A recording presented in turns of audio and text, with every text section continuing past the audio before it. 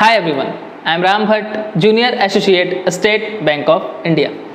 तो कुछ important discussion करने के लिए मैं आप सबके सामने प्रेजेंट हुआ हूँ रिगार्डिंग एसबीआई क्लर्क 2021, क्योंकि आप सभी को पता है कि अभी एग्जामिनेशन हमारा पोस्टपोन्ड हो गया है और अब बहुत सारे जो एस्पिरेंट हैं वो काफ़ी रिलैक्स मोड में आ चुके हैं कि सर हमारा एग्जामिनेशन पोस्टपोन्ड हो गया है, तो अब हम अपनी जो प्रिपरेशन है वो काफ़ी आराम से करेंगे। देखिए, मैं आप सबको हमेशा से कहना चाहता हूँ कि आप क्या किया करिए, कोई भी अगर एग्जामिनेशन पोस्टपोन्ड होता है तो आपका ये रिस्पॉन्सिबिलिटी होता है कि आप और ज़्यादा एक्टिव मोड में हो जाएं, क्योंकि आपको और ज़्यादा टाइम मिल रहा है और इस टाइम को आपको गोल्डन टाइम में कन्वर्ट करना होता है। ठीक है, क्योंकि क्या होता है कि बहुत सारे लोगों के माइंड में क्या होता है कि जब एग्जामिनेशन पोस्टपोन्ड हो गया तो वो और रिलैक्स मोड में आ जाते हैं और उनको लगता है कि फिर जब एग्जामिनेशन का हमारा शेड्यूल्ड होगा तो हम 15-20 दिन में सीधे एक बॉल पे छक्का मार देंगे। तो आपको ये नहीं करना है। मैं हमेशा से आपको ये चीज़ बताते आया हूँ, सिखाते आया हूँ कि अगर एग्जामिनेशन पोस्टपोन्ड हो रहा है तो आपको और ज़्यादा एक्टिव मोड में होना है और डबल मेहनत करनी है, क्योंकि भाई देखिए आपको टाइम मिल रहा है और मैं आपसे कहना चाहता हूँ कि जो भी रियल एस्पिरेंट होते हैं, ठीक है, जो सीरियस एस्पिरेंट होते हैं, वो इस टाइम को बहुत ही बढ़िया तरीके से यूटिलाइज़ करते हैं। और अगर इस टाइम में आप आराम से बैठे हुए हैं, आप अभी देख रहे हैं कि चलो जब एग्जामिनेशन का फिर से शेड्यूल्ड होगा तो हम और ज़्यादा मेहनत करेंगे, तो इस चक्कर में आप बहुत ज़्यादा पीछे हो जाते हैं। ठीक है, क्योंकि जिस टाइम आप अपने आप को कहीं और बिजी रख रहे हैं उस टाइम एक रियल एस्पिरेंट बैठकर पढ़ाई कर रहा होगा, तो आपके और उसमें बहुत ही ज़्यादा एक लंबा गैप देखने को मिल जाता है। ठीक है, तो मेरी मानिए, तो अगर हम नोटिस को पढ़ते हैं तो उसमें साफ तौर पर लिखा गया है कि जो एग्ज़ामिनेशन है वो जून तक के लिए पोस्टपोन किया गया है, क्योंकि अभी प्रीलिम्स का एग्जामिनेशन हमारा जून में होने वाला था और एसबीआई ने ये कह दिया कि भाई हम फर्दर नोटिस आपको जल्दी ही प्रोवाइड करेंगे। तो जहाँ तक मेरा एजम्पशन है कि अगर थोड़े बहुत लॉकडाउन के केसेस और कम हुए, जैसे अभी थोड़ी बहुत जो केसेस हैं वो कम हमें देखने को मिल रहे हैं, रिकवरी रेट बढ़ रही है, डेथ रेट में भी थोड़ी बहुत कमी देखने को मिल रही है। देखिए, ये अचानक से ड्रेस्टिक चेंज तो नहीं आएगा, बट थोड़े बहुत चेंजेस देखने को मिल रहे हैं और अभी मैक्सिमम डिस्ट्रिक्ट्स में जो लॉकडाउन है वो धीरे धीरे हटाया भी जा रहा है।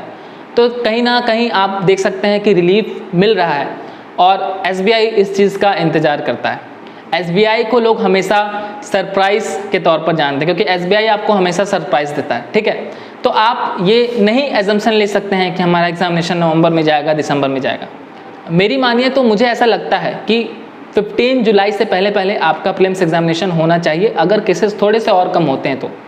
ये कोई ऑथेंटिक इन्फॉर्मेशन नहीं, ठीक है, मैं आपको पहले ही श्योर कर देना चाहता हूँ कि ये कोई ऑथेंटिक इन्फॉर्मेशन नहीं है, बट अब इस फेज़ में मैंने भी अपने 1.5-2 साल गुजारे हुए हैं और जहाँ तक मेरा अनुमान है तो ये है कि आपका जुलाई में एग्जामिनेशन प्रीलिम्स का होना चाहिए। ठीक है, उस हिसाब से आप सभी लोग मेहनत करिए, क्योंकि जो लोग रिलैक्स मोड में है ना वो बहुत ज़्यादा पीछे छूट जाएंगे।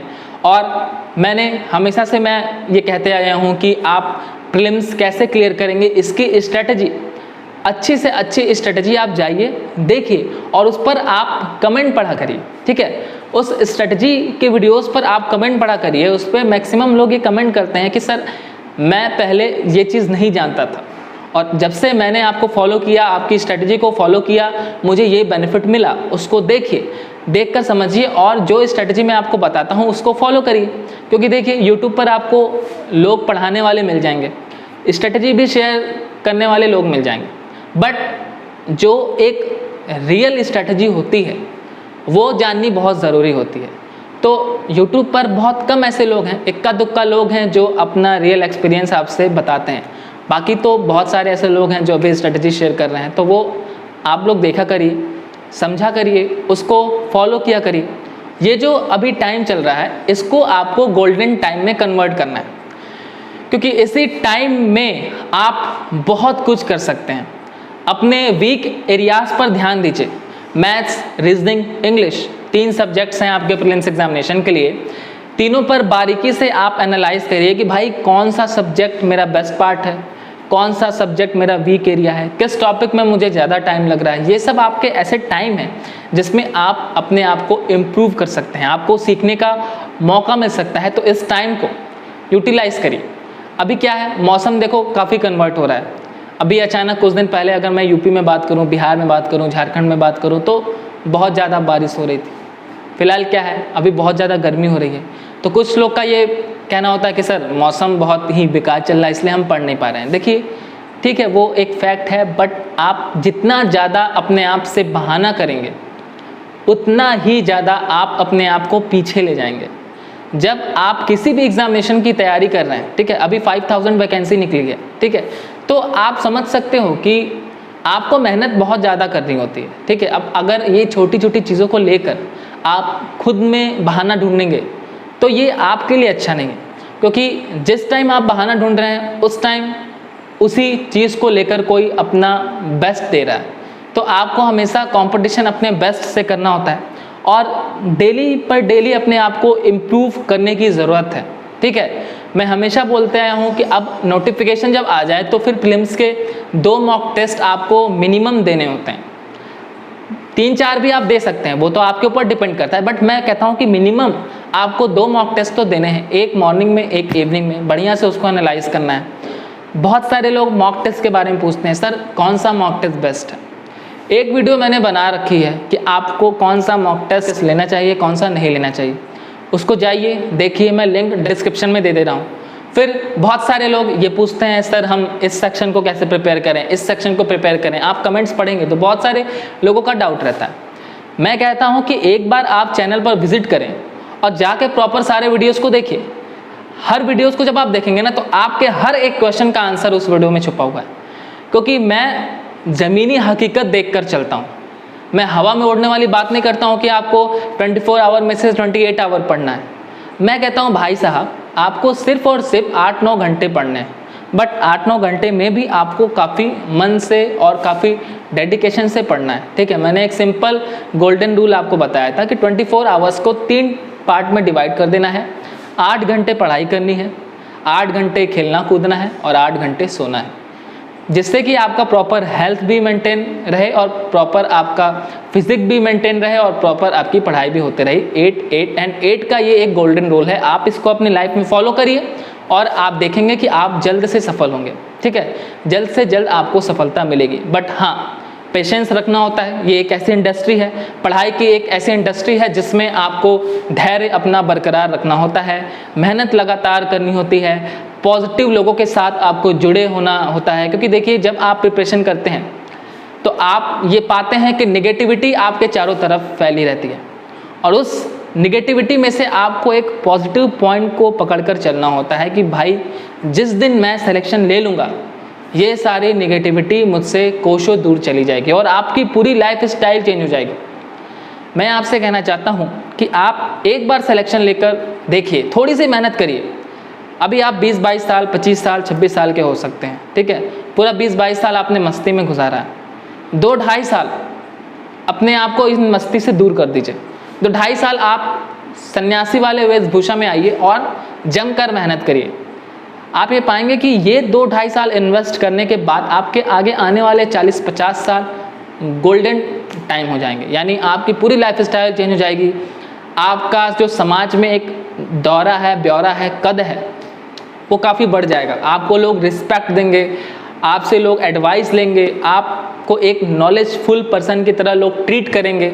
तो आप देख सकते हो कि 2-2.5 साल की मेहनत, 2-2.5 साल की इन्वेस्टमेंट आपकी लाइफ में एक बहुत बड़ा बदलाव ला सकता है।